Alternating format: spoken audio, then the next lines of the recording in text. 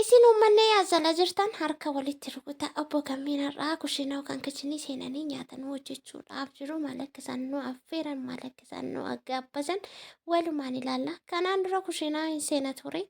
Yeroo tokko tokko shiroollee yeroo inni hojjetu akkasuma timaatima labbilabbiillee inni hojjeta ture jechuudha. Ani timaatima labbilabbii hin jaalla'uun akkasumatti natti hin tolu garuu inni hojjetee guyyaa lama moo sadii akkasuma baay'ee mi'aa ture. Annaa ammoo hindide shiroollee seenee hojjedhoroo nuti jennu ishiin jedhu akkasumallee nu lamaanii wal biratti nu argee nu qeequu barbaade natti fakkaata. Maalumaafuu maal akka nu hojjetee nu nyaachisuuf ka'ee walumaan haa ilaallu. Nagaan isiniif haa ta'u akkam jirtu jirra galata waaqa. Bakka jiraatanii jechaatii viidiyoo keenya bilis laayikii godha. Namicha kanaaf jecha laayikachuun irraanfatiin akkasuma maatii ta'a. Istii maal akka nu hojjete. Xibsaa xibsii natti fakkaate yaa akkuma argitan shunkurtii kattafatee ka'ee foon kukkutuutti jira fakkaata. Nagaa nu gaafachuu didee nutti kooree nutti boonee kan jettanii inni yoorraa ka'e malee hin dudubbatu xiqqos immoo biizii waan ta'uuf hagas maraa dudubbachuudhaaf fedhiin qabu natti fakkaata. Anis immoo hin cinqu garuu inni guddaan viidiyoo yeroo inni waa tokko hojjetu yoo waraabee anillee viidiyoo yeroo hojjedhe sanarratti nan faalleessu na deeggara malee ofiisaa garuu yoo irraa ka'ee firiidemii ta'ee malee hin dudubbatu jechuudha. Dhumarratti hin argitu hanumaan illee kan hin godhu hojiitti biizii ta'e taanaan mukaan naman tuqu malee kitee hin beeku. Innaa kanaaf akkasittiin qabadha malee isinitti koorii isinitti boonee yookaan waan biraadhaan miti isinin jechuutii barbaadeen innis immoo yaada isaa maaliif akka callisu yeroo biraa hin ibsata hidheetuma nabdii qaba. Yaa haala kanaanii xibsii hojjetee jira jechuudha. Xibsii hojjetee akkanatti qopheesseetu jira. Yaa dhugaatiin kun dhugaatii alkoolii of keessaa qabu miti. Maal ta'a warri beektan maal ta'a? Ani viidiyoo baay'ee nan waraaba jechuudha. Yeroo wantoota garaagaraa hojjennu nan waraaba. Garuu amma bira gahee sirreessee poostii godhutti bakka baay'eema tokkoon biizii ta'a gaayis. Baay'eema tokkoon biizii ta'a. Achi nyaaticha xumurree booda laalaaka as kanattidha kan isinii dhugaa kollee na abartan. Lakkaasiif akkasiinuuf akka miree kan jettanillee murteessoo kan yaada kennuu dandeessan jechuudha. Amma hojjechaa jira. Kaameraan keenya immoo xiqqoo ishee ol qanaa hidhee natti fakkaata. Waan ta'e barreessaa jira jechuudha. Waan ta'e barreessaa jira. Ani yaaduma bira taa'a malee ati namaa, ati mukkulaa, ati citaa, ati maal naan hin jedhu. Akkuma argitan kanaa jechuudha.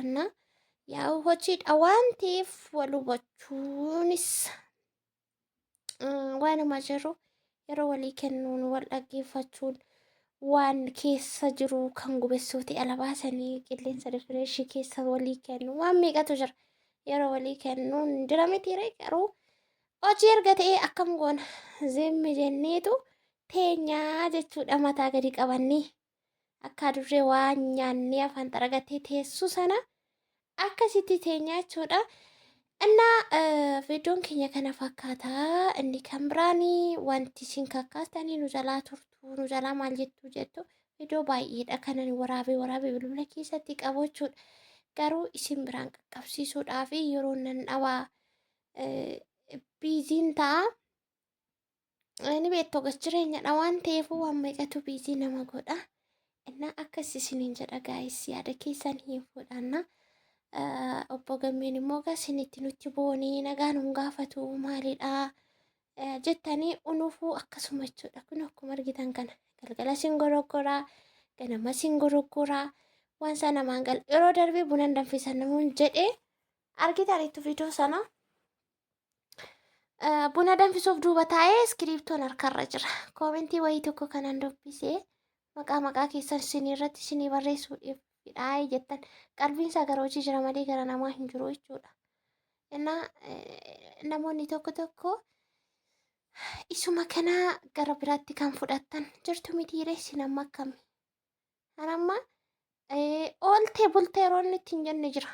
Bakka hin baa hin gala allaqa gara hojii isaatti jechuudha malee yoorraa ka'ee xiqqoo hojii sanarraa fedhii ta'e malee nama quban qabu jechuudha. Kun immoo hammeenyaaf akka hin taane of amansiisee hama na yaachisiyya keessa koo qajeela na yaachisii jedheetiin dhiisachuudha. Gaafarraa ka'ee garuu waaw ajaa'iba! Innaa isinillee akkasittiin fudhadhaa, ittiin aariinaa, ittiin qabamiinaa.